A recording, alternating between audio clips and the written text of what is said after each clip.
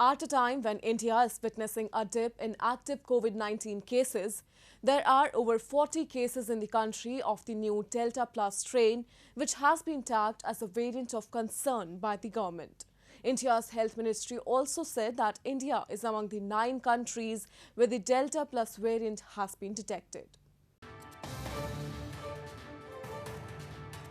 India on Tuesday declared a new coronavirus variant identified locally as Delta Plus to be of concern. Over 40 of new Delta Plus strain cases have been detected in 4 states: Maharashtra, Kerala, Madhya Pradesh and Tamil Nadu. Delta Plus is presumed to descend from the B.1.617.2 variant or Delta in the WHO naming system. Delta Plus carries an additional mutation K417N that has been associated with antibody escape in other variants.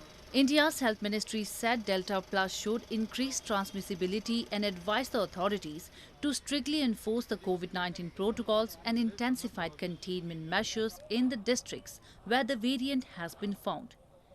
In Western Maharashtra state, 21 cases of the Delta Plus variant have been reported, and authorities said it is monitoring the situation. We have given instructions to all my subordinate officers that the index cases of these Delta Plus variant should be monitored very closely. Meanwhile, as the new phase of universalization of COVID-19 vaccination commenced from Monday, in a landmark achievement, 8.8 million vaccine doses were administered on the first day of the new phase beginning June 21. This is the highest single-day number of jabs in the world. However, experts doubt it could maintain the pace. The effort has so far covered about 5.5% of the 950 million people eligible, even though India is the world's largest vaccine producer.